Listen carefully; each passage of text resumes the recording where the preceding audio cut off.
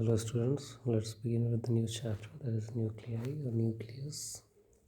In the last chapter we talked about atoms and what are present inside the atoms. We talked about electrons, protons, and the presence of nucleus as predicted by Rutherford. And then we talked about atomic spectra and all. Now we'll focus specifically about nucleus, the things happening inside the nucleus. The nucleus is what? It's the center point of any atom. It has all the positive charge present inside it, and it exerts force on the electrons present in the orbits around it. And later on there was another scientist, Chadwick, who found out that in addition to proton there are some neutral particles called neutrons, which are also present in the nucleus. Okay, so the Rutherford experiment clearly established the presence of nucleus and said that all the mass and the positive charge of any atom is concentrated only inside the nucleus. We know the size of the atom, means the radius of the atom is something around 10 to the power minus 10 meter, and the size of the nucleus is around 10 to the power minus 5. That means the size of the nucleus is almost 10 to the power 5 times smaller than that of the nucleus. And Rutherford experiment also established that most of the space is empty inside the atoms. So this proves that the mass is very lesser of any atom. किसी भी atom का मास बहुत ही कम होगा क्योंकि उसका nucleus का size बहुत छोटा होता है और सारे पॉजिटिव चार्ज उसके अंदर ही मौजूद है, तो प्रैक्टिकली मास बहुत कम होना चाहिए. So if we take kilogram as the unit of the atomic mass, it will be very difficult to express that very small mass as such. आप कार्बन एटम का मास लीजिए जिसको हम रेफरेंस यूज़ करते हैं, तो अगर एक कार्बन एटम का मास लीजिएगा तो that comes around 1.99 into 10 the power minus 26 kg, minus 26 kg सोच लीजिए, तो बहुत छोटा यूनिट हो जाएगा. So for just to have a what do you call that easy expression of mass and all, and important parameter was introduced by scientist that was called atomic mass unit, and one atomic mass unit was defined as 1/12 of the mass of one carbon atom. तो एक carbon atom का जो मास होता है उसका 1/12, और एक carbon atom का मास कितना होता है 1.99 इंटू 10 द पावर माइनस 26, उसका 1/12 कीजिएगा, that comes something around 1.66 okay into 10 minus 26 kg. इसको बोला गया वन एटॉमिक मास, 1 AMU. ठीक है, और जितने भी एटम्स दुनिया में मौजूद है उन सब का मास इसी AMU के टर्म में दिया गया. जैसे कि हाइड्रोजन कितना होता है 1.008 AMU, जिसको आप 1 लिखते हो, 1H1 लिखते हैं. जो क्लोरीन लोगे तो कितना लिखते हैं, क्लोरीन का एटॉमिक नंबर 17 और मास 35 लिखता है, उसका 35.5 होता है. तो 30.55 क्या होता है AMU, तो 35.5 इंटू 1 AMU 1.66 इंटू 10⁻26. तो उतना बड़ा माइनस kg ना लिखने की जगह हम लिखते हैं 1 AMU. ओके, तो this is how explain the mass of all this things. बाद में क्या हुआ, ऐसा पाया गया कि एक ही एटम का अलग अलग स्पीसीज मौजूद है दुनिया में. मतलब कि अगर हम हाइड्रोजन की बात करें तो उसके किसी एक एटम का मास 1 AMU है, दूसरे का मास 2 AMU है और तीसरे का मास 3 AMU है, लेकिन चार्ज तीनों का सेम है, 1 ही है. तो different species of or different atoms of one element which have same charge or different mass numbers, they are called isotopes बोलते हैं हम उसे. तो अब यहाँ पे कन्फ्यूज़न क्रिएट हुआ. क्या, अगर हम हाइड्रोजन की आइसोटोप्स की बात करें तो 1H1 तो ठीक है, चलो एक हाइड्रोजन में प्रोटियम के एक प्रोटॉन है तो एक इलेक्ट्रॉन है। लेकिन जब दूसरे की बात करेंगे तो उस पर एक प्रोटॉन है बट उसका मास उसका डबल है। ड्यूटेरियम का 2 होता है, 1s2 लिखते हैं। तो प्रॉब्लम उसी तरह से ट्रिटियम का एटॉमिक नंबर 1 है लेकिन मास नंबर 3 है, तो प्रॉब्लम आती है। हमें एटॉमिक नंबर क्या होता है, मास नंबर क्या होता है, I am not explaining because you already know that atomic number क्या होता है, number of protons, mass number is number of protons plus neutrons. ये सब पे मैं नहीं जाऊँगा, कई बार आप देख चुके हो ये सब चीज़ें। तो यहाँ पे प्रॉब्लम ये क्रिएट हुआ कि चार्ज तो सेम है तीनों का but mass is increasing. That means there is something present inside the atom जो चार्जलेस है बट मास उसका इक्विवेलेंट होता है किसके, प्रोटॉन वगैरह के। That's the problem.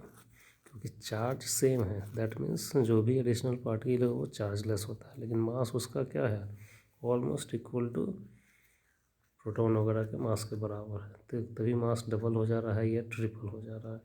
So then came a scientist James Chadwick, he did some experiment of alpha particle on beryllium and all, and he found out that there is another chargeless species called neutrons. Neutron ने ही word दिया उसे, जो present होता है nucleus के अंदर, जो कि चार्जलेस होता है but it is mass almost equal to that of proton.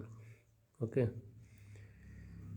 In fact थोड़ा सा भारी होता है उससे। प्रोटॉन जो होता है 1.67 10⁻27 kg होता है और ये होता है 1.674 10⁻27 kg।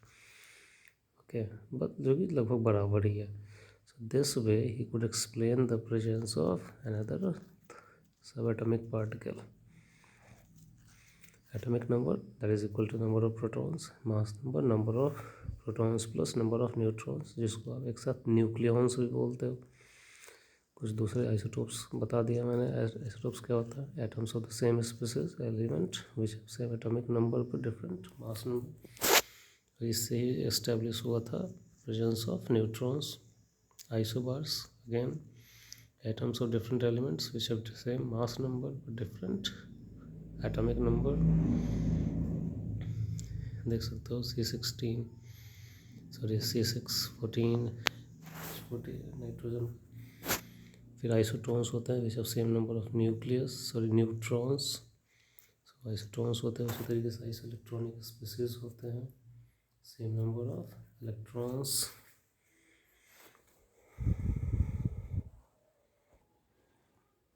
Now let's move ahead guys. Now we'll talk about the size of the nucleus.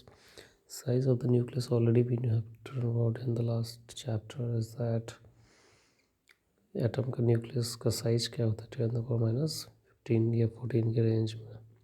Okay, now we consider the atom as what, a sphere already established. तो स्फीयर का वॉल्यूम कितना होता है 4/3πr³। It is assumed that volume of the nucleus is directly proportional to its mass number. Of course, mass मतलब मास का जितना ज़्यादा बड़ा मास उतना ही बड़ा न्यूक्लियस होगा।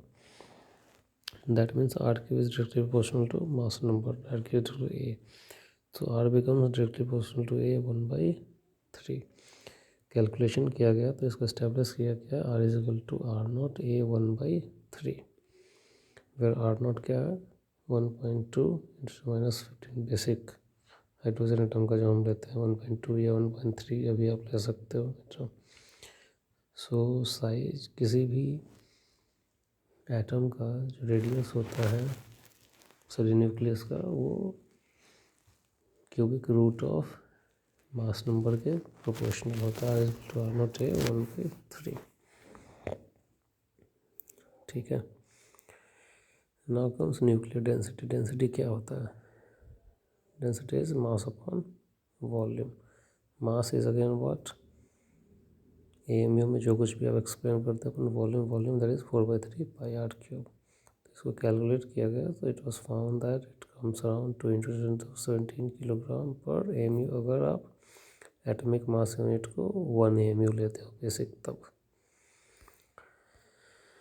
Now there is mass energy relation E is equal to mc square. किसने दिया था ये? पहले ये इस इक्वेशन को दिया था Einstein, E is equal to mc। पहले क्या था, ऐसा माना जाता था कि मास एक अलग चीज़ है, एनर्जी एक अलग चीज़ है, okay. But it was Einstein's special theory of relativity which established that mass and energy are not different thing, they are the same thing. Mass gets converted into energy and the energy gets converted into mass, which gave a famous equation of E is equal to mc square, okay. इसमें बहुत ज़्यादा कुछ नहीं है। अब यहाँ पे एक टर्म आएगा मास डिफेक्ट, नाम ही है मास डिफेक्ट। सपोज करो आप किसी भी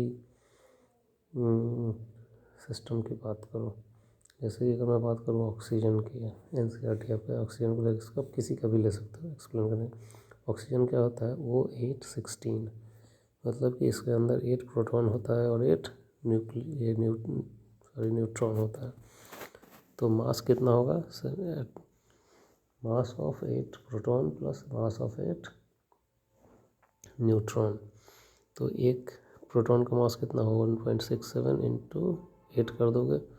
उसी तरीके से 1.67 इंटू 8 टोटल मास जो आएगा, तो आप एक्सपेक्ट करोगे कि that should be the total mass of the oxygen atom. But mass of oxygen atom is slightly less than the mass of sum of mass of all its constituents. तो ये जो difference आता है मास का, मास of the nucleus हम जो बोलते हैं, is less than the mass of all the nucleons that is constituents, less slightly, थोड़ा सा कम होगा।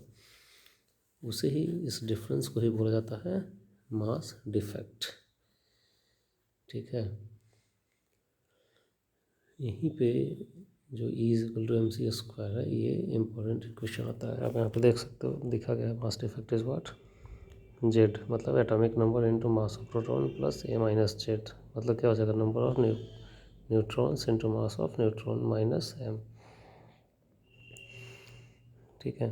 अब यहीं पे ये इम्पॉर्टेंट इक्वेशन आता है डेल्टा m का। यहाँ पे जो आइंस्टाइन थे वही बोले थे कि ये जो डिफरेंस इन मास है, उसको ही को जब आप सी स्क्वायर से मल्टीप्लाई करते हो, so that gives you the energy required, जो किसी एटम को ब्रेक वगैरह करने में ज़रूरत पड़ती है। Let me close this video, start from this particular point of mass defect, okay. यहाँ पे हम बाइंडिंग एनर्जी वगैरह का भी कॉन्सेप्ट समझेंगे। Close this, thank you.